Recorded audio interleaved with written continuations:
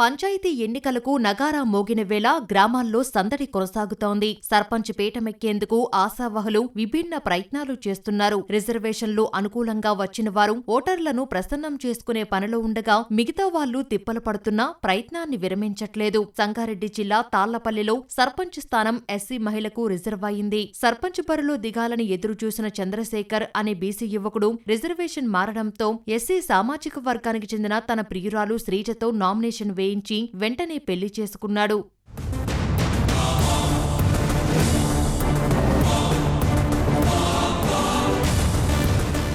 ములుగు జిల్లా గోవిందరావుపేట మండలం కోటగడ్డ గ్రామంలో పరిస్థితి మరోలా ఉంది. ఊరిలో ఎస్టీ కులస్తులు ఎవరూ లేకపోగా సర్పంచ్ రిజర్వేషన్ ఎస్టీ సామాజిక వర్గానికి వచ్చింది. కోటగడ్డకు చెందిన ఓ బీసీ వ్యక్తి బానోతి లిల్లీ అనే లంబాడా యువతిని ప్రేమించి పెళ్లి చేసుకున్నాడు. బతుకుదెరువు కోసం ఓ ప్రైవేటు కంపెనీలో పనిచేస్తూ హైదరాబాదులో నివాసముంటున్నాడు. రిజర్వేషన్ ఎస్టీకి రావడంతో గ్రామస్తులంతా హైదరాబాద్ వెళ్లి బానోతి లిల్లీని తీసుకువచ్చి నామినేషన్ వేయించారు. పోటీలో ఇంకెవరూ లేకపోవడం ఏకగ్రీవ సర్పంచ్గా లిల్లీ ఎన్నికయింది. మరో 3 వార్డులు సైతం ఎస్టీలకే కేటాయించగా అభ్యర్థులు లేక ఇబ్బందులు పడుతున్నట్లు గ్రామస్తులు చెబుతున్నారు.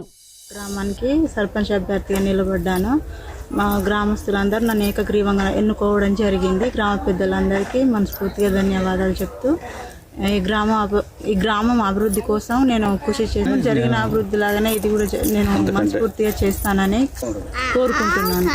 మా విలేజ్ లో మొత్తం కలిసి ఒకటే కుటుంబం ఎస్టీ కుటుంబం ఉంది. మరి మిగతా 3 వార్డులు కూడా ఖాళీగా ఉంటున్నాయి. ఒకటే అంటే లవ్ మ్యారేజ్ చేసుకున్న ఒక వ్యక్తికి మేము ఎస్టీగా ఉన్న సర్పంచ్ కి ఇవ్వడం జరుగుతుంది. అంతా ఒకే ఓటర్ ఉంది. మరి మేము జనాభా ప్రాతిపదికన మా కలెక్టర్ గారికి విన్నపం చేసుకునేది ఏంది గవర్నమెంట్ వారికి అని అంటే, ఈ జనాభా ప్రాతిపదికన ఈ విలేజ్ లో ఎస్టీ వాళ్ళు లేరు కాబట్టి జనరల్ కా, ఓసీకా, బీసీకా, ఎస్సీకా కేటాయించేలా జరగాలని మేము గవర్నమెంట్ ను విన్నపం చేసుకుంటాం గ్రామస్తుల ద్వారా. నాగర్ కర్నూలు జిల్లా సిద్దాపూర్లో కాంగ్రెస్ పార్టీ అభ్యర్థులతో దేవుడి ముందు ప్రమాణం చేయించిన ఘటన సామాజిక మాధ్యమాల్లో వైరల్ గా మారింది. కాంగ్రెస్ మద్దతిచ్చిన సర్పంచ్ అభ్యర్థి వార్డు మెంబర్ అభ్యర్థులతో ప్రమాణం చేయించాడు. ప్రలోభాలకు లొంగకుండా తమకు ఎన్ని ఓట్లు పడతాయో అన్ని ఓట్లు సర్పంచ్ అభ్యర్థికి వేయించాలంటూ హనుమంతుడి సాక్షిగా ప్రమాణం చేయించాడు.